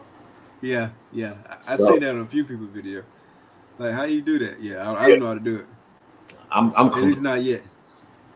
Another good person to talk to about YouTube videos is Dre. Dre, which one? From DW Exotics. Okay. See, so I know who he is. I've seen his stuff, but I haven't personally, you know, communicated with him like on that level. But I know exactly who he is. Yeah. He got a lot of knowledge about YouTube and editing and lighting and stuff like that, and just how important like all those different aspects is, and vlogging, like all of that, the type of equipment you need, all of that. Yeah, so that's another good one to talk to. Oh, yeah, you know, another way I know about him is because him and Nicole is always, you know, they family feud they got going on. Yeah. So, you know, if you ain't know about him at all, you know, she definitely marketing the hell out of him. Yeah. So look, DW, I don't know you personally, man, but you know, we need to. Yeah, I need to link up, bro. Yeah. Yeah, definitely need to link up. Yeah, he good people. He was on the show last week. Yeah, I was watching. Yeah, I was watching. I caught some of it. I had something going on last Thursday. I can't remember. We had a show after the show. Like, we probably talked for a good hour after the show. That's what's up. Yeah, see, man, I'm telling you, behind the scene combos, man, it'd be a lot because you get so much from a person, you know what I'm saying? Like off camera, like just as far as, you know, relational building. That's what I call it, like, you know, team building. Yeah, because we talked on the phone, the first probably about 2 hours? Oh, yeah, man. That first time we talked, man, I was like, both got to get the kids fed and all kind of stuff. Like every damn, all our parental and adult activities, they all got postponed a couple hours. Yeah, it was 2 hours before you knew it. So I don't even know how it happened. It was just 2 hours before you knew it. Man. 2 hours for new. So yeah, actually I already kind of touched on this one too, because I was gonna ask you about like who's been some of your mentors in the hobby, but you really kind of touched on it. Yeah. So some of my mentors in the hobby. So I don't have a problem. That's an easy list. So Antoine is one. For sure. Rashad is one. GP is one. So my boy Reese's Pythons, Reese's Hayes at Reese's Pythons. That's my dog. He's one. Sick. G for Sick with It Ball Pythons. Definitely, you know what I'm saying? I mean, we got like a brother relationship. So we just, Reese's helped you come up with a name too, or change the name a little bit. yeah. So it was gonna be Maine's Morph and Creations. And we were talking one day and he was like, why don't you just drop the and just Maine's Morph Creations? And I was thinking on it. And I was trying to figure out like, what was the difference. And then he was like, I like the concept, it got you, it's all you. But then I had to think about it. I'm like, you know what? These are not per se my morphs, but I am doing creating. So my morph creations, kind of made a little more sense as opposed to Maine's morphs. Because then if it's Maine's morphs, then it's like I own the morphs and I don't own that one of them. So I own the snakes and whatever creations I make amongst the morphs, but I don't own any morphs. So I was like, that's a good point. You know what I'm saying? So I dropped it. Now actually it flows. Who was I talking to? Somebody just was telling me, they were like, man, and it flowed. Matter of fact, I think it might have been you. He was like, yeah, man, the Maine's more crazy. It just flows. It flows, yeah. Somebody was telling me that. It might have been GP, because I remember hearing you talk about it when you was talking. Okay, yeah, I think it might have been him then. Yeah, but yeah, definitely for sure, it flows. Speaking of GP, he did put a good comment here. I just see it right now. Where you get your rats, make sure you have a good supplier. Yes, that's. Oh yeah. That's really the lifeblood of it. You know what I'm saying? Because you ain't feed them, your animals suffering, and obviously that's no good. See, and then that affects your breeding. Like, so we were breeding ourselves, so we gonna get the three brothers rodent pantry back jumping. Yeah, I gotta get that back. Yeah, we're gonna get it back going, man. We had some just, life happens. We had things going on in all three of our lives at the time that just, the timing just wasn't the greatest for us to continue doing it. So we had to kind of take a break from it and still continue, obviously working on our breeding. But we about to get it back going. I was actually just talking to G, I think this morning, and I was telling him, man, I got a rat rack right here. Y'all can't see it, but it's a rat rack right here in this corner that we still hadn't took downstairs to the shed. And I was telling him, like, man, I'm gonna have to get back breeding, like, and so I think we may start on this one, and just do a couple of colonies. You know what I'm saying? A couple of ASF colonies and a couple of rat colonies, just to have some stuff. Because I'm like, all these babies I done hatched, I gotta have, fuzzies, you know what I'm saying, for them, and trying to find them, and pet stores are, charging arm and leg, bro. It's crazy. Bro, the numbers are atrocious as far as what they charging for fuzzies, $2, $2.50. Like, man, what you tripping? Wow, yeah. Ain't about to give you that, $5 for wings, you know what I'm saying? I think a small rat right now is like $7. That's wild, bro. That's crazy to me. So definitely having a good supplier is, man, super imperative. Because if not, that also will affect, the stock of your breeding stock, because your females won't want to go, or they'll slug out, and all them things. So yeah, that's a good point, GP. So Big Tank Hank. Hanky Panky, what it do, big baby? He in Texas too, right? That's a good dude right there. Garrett is a good dude. He in Texas too, right? Yeah, he's in Houston. Houston, okay. Yeah, Houston's about 3 hours away. Not even quite that. Yeah, like 3 hours. Okay, bet. It was actually, man, it was a show up there. I want to say it was a show like last month sometime. I think it might have been June. I don't remember if it was June or July, but it was one of them. And I was contemplating going, man. I wanted to go, but I don't remember what happened why I didn't go. But I know he said he was gonna make it, and I wanted to go. And I was gonna. If I'd have went, we'd have definitely got together and kicked it for a minute. Gotcha. You gonna vend any shows? All the time. Are you gonna vend any shows? So I do plan on vending down the line. At first I was like, I ain't know, because so we'll have another transparent moment. So when I first started this, I had got mites one time, and it was from an animal that came in, and I was like, at first I had this another one of them things that until you've experienced or somebody told you about it, you have no clue about it. So one day I was cleaning, and at the time I was using Cypress, and saw these little bugs, and then I was like, man, what the hell? So I started tripping out because I ain't for bugs and all that. I don't agree with all that. So I'm like, I'm tripping out, and so a partner of mine named John from Ball Out Constrictors.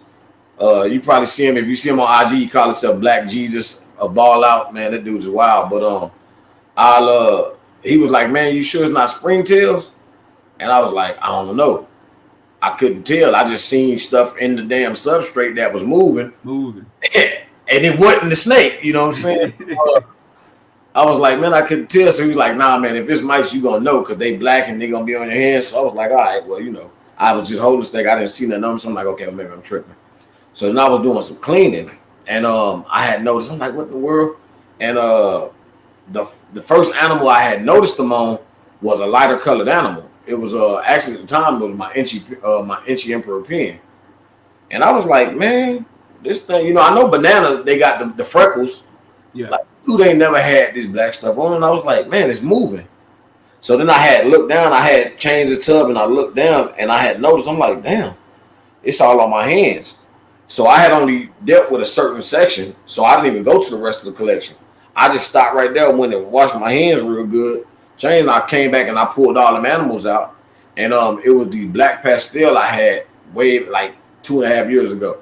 I had got a male and a female. The male had them all on him, but he was so dark I didn't see it when I got him. So from that point on, did you get him from a show?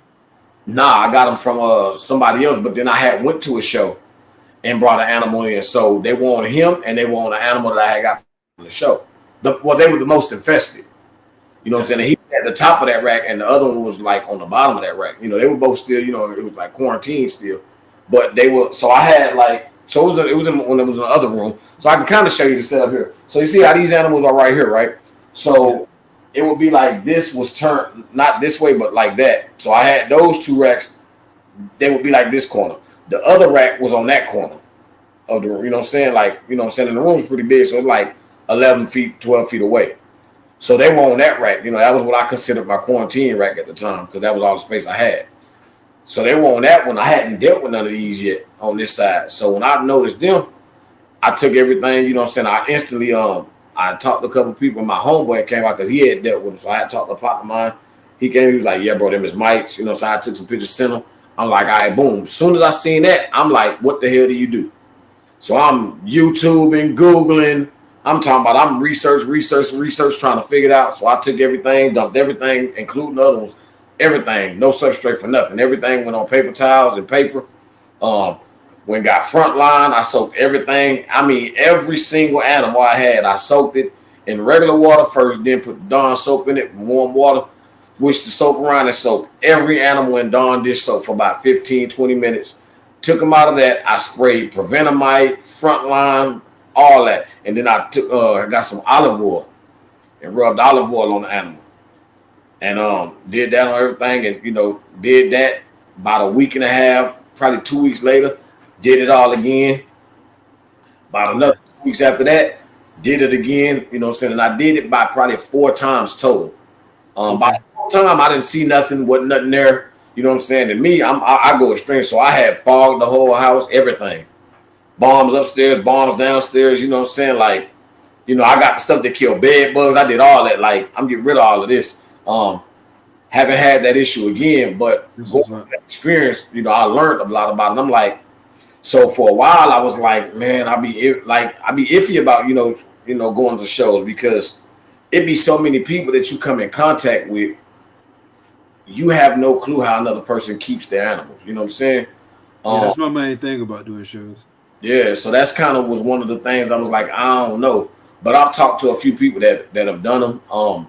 And I've received some pointers on, things you can do, you know what I'm saying? So like me, when I go, I'm just going to be real. I'm frontlining my whole area.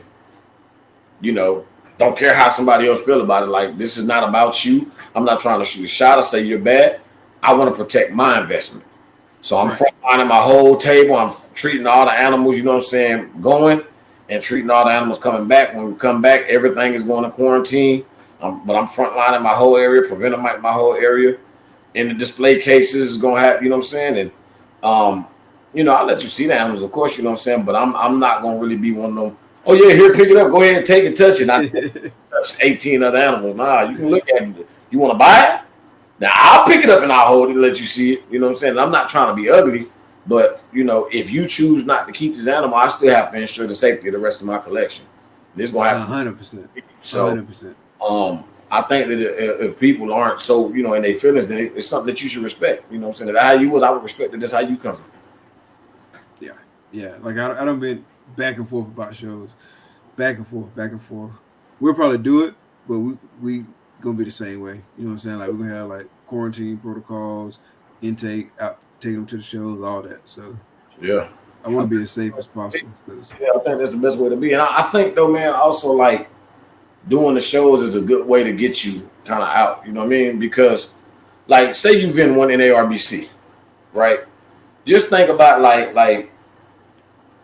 So have you been to any of the NARBC shows? Nah, not yet. Oh, so Tenley gonna be my first one. Nah, Daytona before Tenley, so Daytona be your first. Well, it's NRBE. Oh yeah, well whatever it is, but another big show, yeah. So my first time going to like a big show like that, bro. Like when I went to the NARBC the first time, bro, I went in there and I was like, dude. So just think about how many contacts you made without physically being there to meet people. When you there and you actually now we're in person, you can get the vibes, you can see these people, like, you know what I'm saying? Like Bob Vu's so cool. I didn't even know who Bob Vu was, man, but he's so cool. Hey man, what's up, bro? You know what I'm saying? What's going on? You know what I'm saying? So, shout out to Coach again, you know what I'm saying? I've now had the privilege. I've actually been to Bob Vu's house. You know what I'm saying? I've had my hands on in his collection. The same with what's up, friend? The same with Justin, you know what I'm saying? I've been to his facility, I've been to Canova, you know what I'm saying? Just thanks to relationship, shout out Coach again, you know what I'm saying? So to be able to see them people and meet them, and now, okay, your name has become, you know what I'm saying? Because you see Herp Collectors a lot. You know what I'm saying? So now, okay, so you're the Herp Collector guy. Okay, cool. And now they see you around other people. It kind of it helps you because now in the industry, other people will know who you are. So, like with me, if I'm going to buy a snake from people, I do this all the time. Like if I'm on Morph Market, you know what I'm saying? We got different groups. We in and stuff like that. Hey, man, have y'all ever heard of this person? You know what I'm saying? Antoine is a good person because he knows a lot of people. So, yeah, man, he's a good guy. You know what I'm saying? Or have you heard of this person? Yeah, man, they got some decent animals, but their customer service ain't the greatest.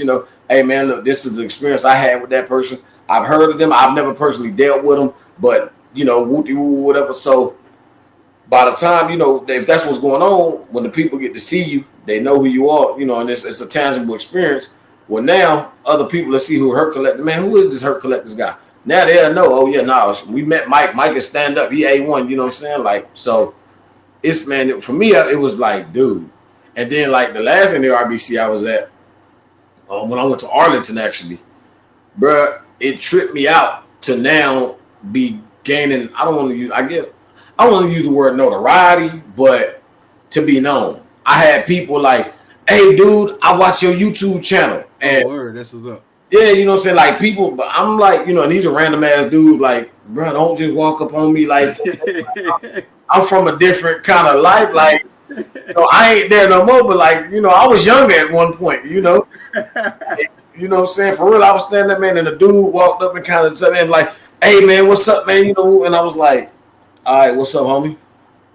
And, I kind of had to be told, like, hey, man, you can't be looking at them people like, don't be man, I don't know who like, you know what I'm saying? What's up, homie? Like, you know what I'm saying? Cause I instantly go in that mode, like you walk, hey, what's up? I'm like, what's up, homie? Like, what's up with it? Like, you like how Bernie Mac say, man, you looking like what you want to do me something? We can,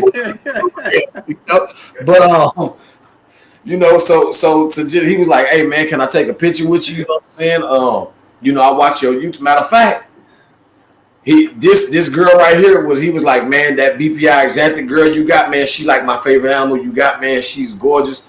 Right.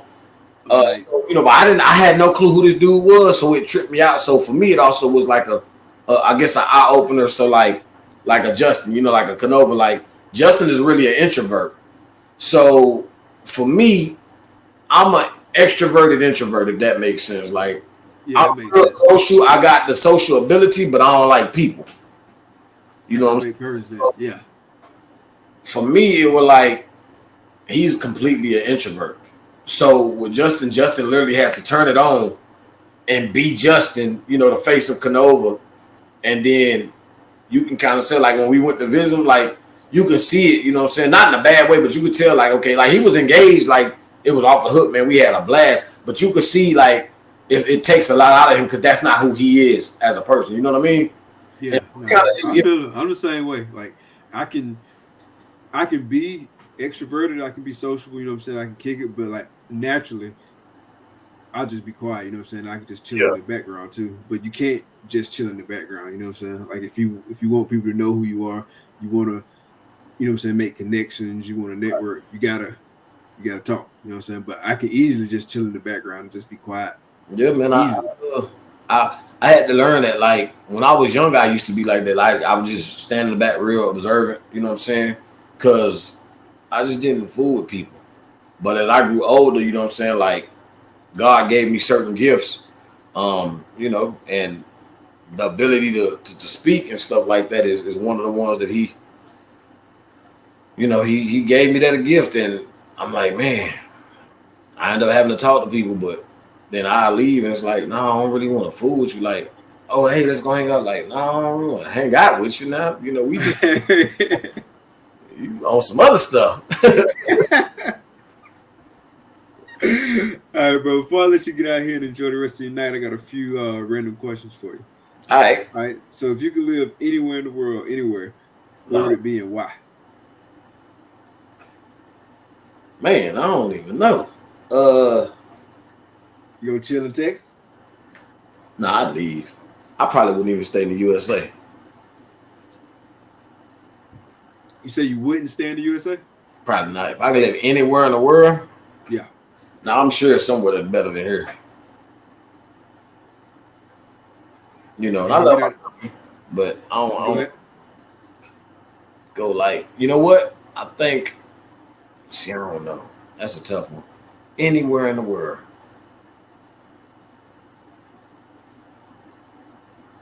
That's a tough question.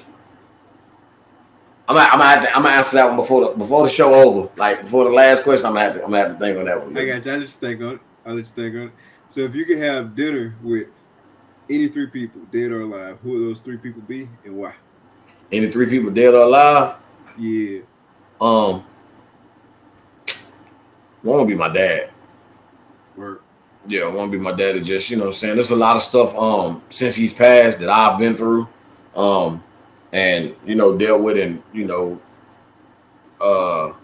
learned about myself and things that I just a lot of conversations I like to have with him. Tell him really how much I appreciate the man he was for all that he did, because truth be told, he didn't have to, because he wasn't my biological, but man, that's my daddy. So true. He never acted like I wasn't his son, or never acted like, like that's my dad, So I definitely want to have dinner with him.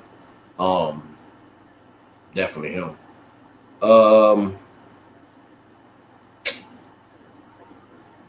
Person alive, I probably want to have a conversation with Elon Musk. Okay.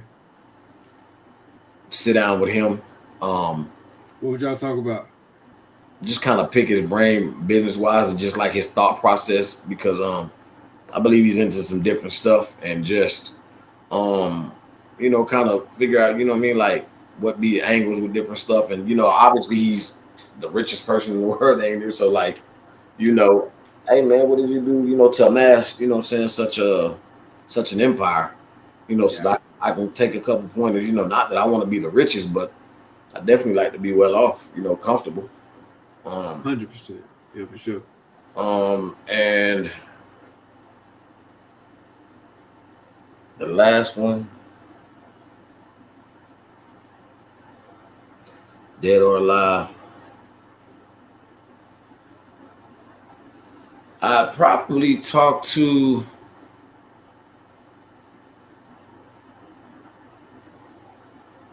I don't know. That one's a good one too. That third one it's kind of tricky because it's a few people I'd want to talk to.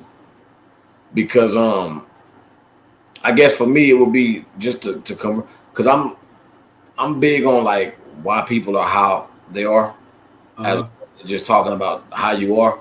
So like to have a conversation like with Hitler, like, bro, what made you feel like y'all were superior to them people? Why you want to do that to them people like that? Like what in your life, like what was wrong with you? You know what I'm saying? Or like to have a conversation with whoever was in charge of Britain or Spain or whatever when they decided to sail across the seas to come here, and what made y'all decide y'all want to come over here and just kill everybody? Yeah. Just to feel like it, and then decide to lie and say, oh, this person discovered it. It was people here. Yeah, how you discover it? People already here.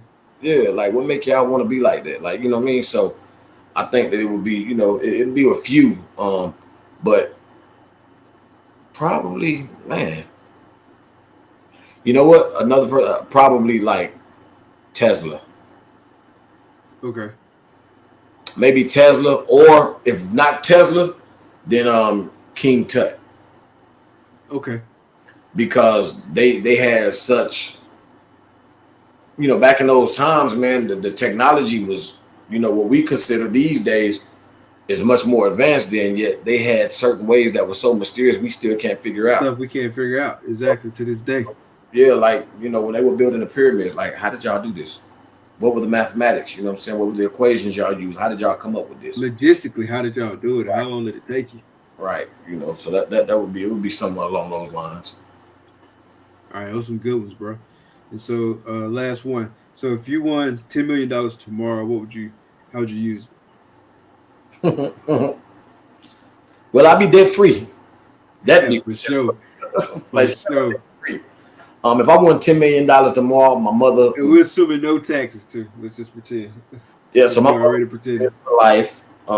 My kids would be good, no questions asked. I'm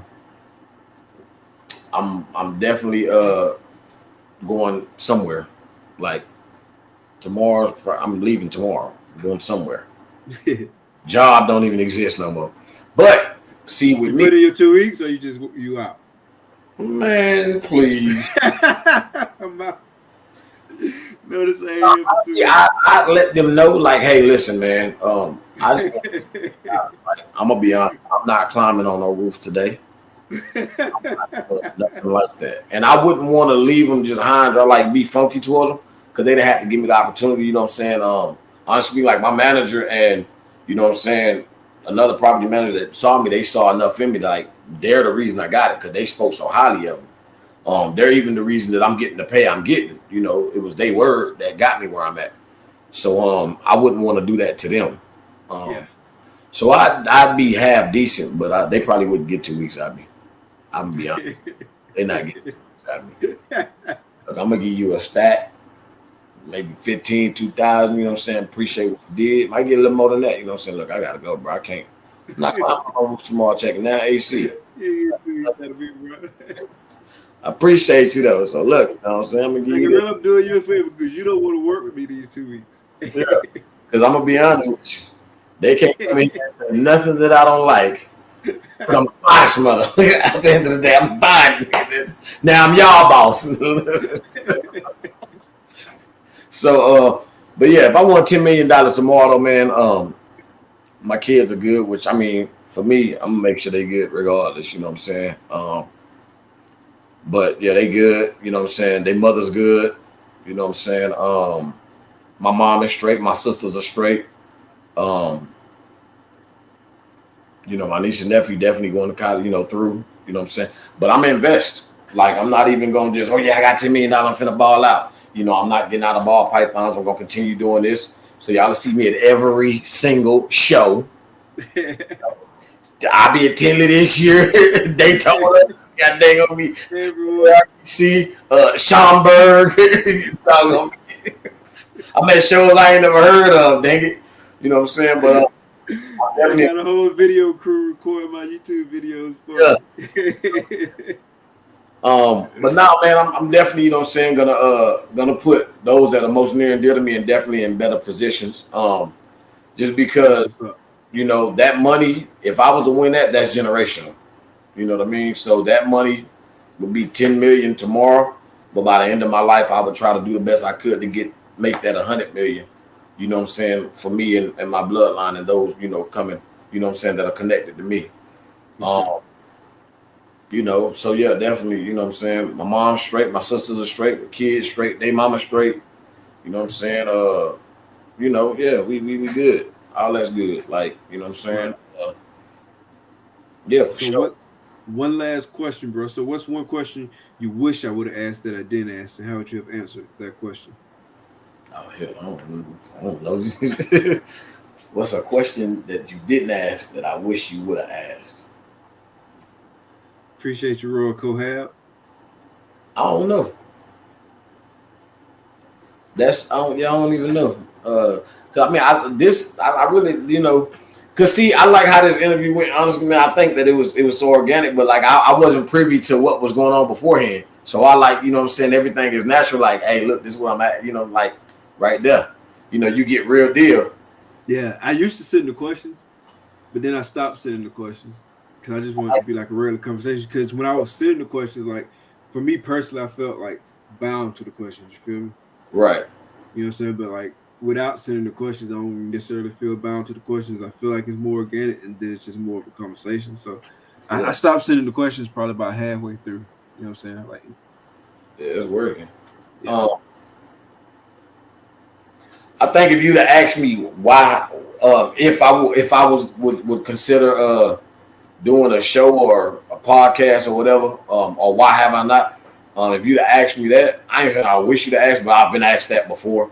How would I have answered it? I probably would have said I don't know how to do it, and for real, I'm real. I'll be like, I don't know how to do it. And then one thing is like, you know, I also would think about, well, what night would I do it? You know what I'm saying? Because there's stuff going on. So I would probably have to be like a Monday night, you know what I'm saying? Or something like that. Gotcha. What would you call the show? Put you on the spot. What's the name of the show? What up, Real Cohab? Oh, look, my little sister on. What's up, sis? That's your little sister. What's up, little sis? Yeah, little sis. That's baby sis right there. I would have called it so man, my boy Wiz, man, had gave me the idea so I was talking about it actually. So it would either be called the Maine's Morph Minute or the Maine's Morph Event. Okay. I like Maine's Morph Minute. I like all them M's in there. Yeah, I was thinking like Maine's Morph Minutes is probably what I was, you know what I'm saying? That would probably be the name of it. So obviously, you know, you see I've kind of thought on this a little bit. Yeah. I've considered it. I just haven't really. Man, my life would be so much going on, man. You know what I'm saying? Like, you know, I got, you know, like with my kids, you know, their mother is in the hospital. You know what I'm saying? Well, they not their mother, but their grandmother, you know, got some stuff going on. So I be trying to be a supporter to make sure that they don't feel, you know what I'm saying, the effects of that. Because I know it'd be a lot on their mom. You know what I'm saying? So I try my part, you know, to kind of ease a little of that off of her. You know what I'm saying? And so, you know, and it just be a lot, but. I think I've contemplated it, you know what I'm saying? It's something that I think would be interesting. And me, I probably have like a certain little set of questions, you know what I'm saying? Obviously, it'd be certain things that you're going to ask naturally, but I probably would have no script whatsoever. Just, we're going to freestyle every show. Just make it happen. Yeah, we're gonna let it go out. It's gonna go how it go. Yeah, so. Oh, look, what's up, bro? Yeah, she said, yeah, so the Maine's Morph Minutes. So that'll be, well, y'all might be messing around and might be birthing something here. That's it, bro. Maine's Morph Minute. Yeah, so yeah, that's that. But where I would live. You know what? I think I might live somewhere in Africa. Okay. That's why I thought you was gonna go with it. Yeah, I think I might. What country specifically, or? Yeah. Region? Like, cause I've always had like a somewhat of a fascination with like Egyptian culture. Okay. Really with just like, I don't know if the word religion would necessarily be the right word to utilize, but like I grew up, I used to love like all the Greek mythology. So like I was really into like learning about the gods, the Greek gods, you know what I'm saying, and the story of Hercules, Perseus, you know what I'm saying, Theseus, all of those, you know what I'm saying, conversations. All of those mythological characters. I was really into like that type of stuff. But I've always had this like strong fascination, I guess, for like the unknown, like, because to me the Egyptian culture has always been like real mysterious, kind of what the way it's depicted to us here is kind of like it's got like a mystique, kind of like this darkness to it. But I don't feel like that's really like, I don't feel like it was really a dark culture. Like I don't feel like it was nothing evil, like they wasn't doing, you know what I'm saying, they had a different belief. Yeah, I think they're either misinterpreting or mischaracterizing, or a little bit of both. You know what I'm saying? And so I believe that, you know, like just to live over in that area, you know what I'm saying, and just really see, you know, like this is really where, you know what I'm saying, somewhere in Africa is where life began. Like just to be as close to that. So it would be somewhere in Africa most likely. Where specifically, I don't know. I do a lot of research, you know what I'm saying, and find out the best probably area climate wise, you know what I'm saying. But yeah, it'd probably be somewhere over there. Or it'd be somewhere like really nice and like, I don't want to say like Bali and stuff like that, because like those are small places, you know what I'm saying. I get tired of being here, you know what I'm saying. So like, but you know, like Maldives, stuff like that is nice, you know what I'm saying. But yeah, I'd probably say somewhere in Africa most likely. Okay. You're gonna have that $10 million so you can travel. Yeah, oh yeah. We lit for sure. True, bro. It was a pleasure having you on the show, man. I really appreciate it. Definitely been looking to it. Like I said, I've been enjoying chatting with you. You know what I'm saying? We're going to keep that going. Oh, yeah, for sure. Like sending the state pictures back and forth. So best of luck to you, Yeah. you know what I'm saying, on the rest of your season and throughout, you know what I'm saying, this whole breed journey. We definitely going to stay in touch. Keep linking up. Keep looking up. Definitely looking forward to seeing you in Daytona. Before you get out of here, tell everybody where they can find you on social media and go give you a follow or subscribe and all that. Maine's Morph Creations on everything. Facebook at Maine's Morph Creations. YouTube at Maine's Morph Creations. TikTok at Maine's Morph Creations. IG at Maine's Morph Creations. The only difference with all of them is on IG, it's Maine's _Morph _ Creations. But everything else is just Maine's Morph Creations. So yeah, man, hit me up, look me up, you know, and I'm definitely gonna try to keep the content rolling. Yeah, that's what's up, bro.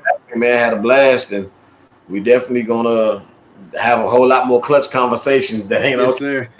Yes, sir. So y'all heard it. Maine's Morph Creations everywhere, all over social media. Make sure you get a homie a follow everywhere you can. Everybody in the chat, appreciate you for coming out. See some dope comments come through. Definitely appreciate y'all kicking it in the chat. Really appreciate all the support. So thank y'all for coming out. Be blessed. Good night. Peace. Peace out.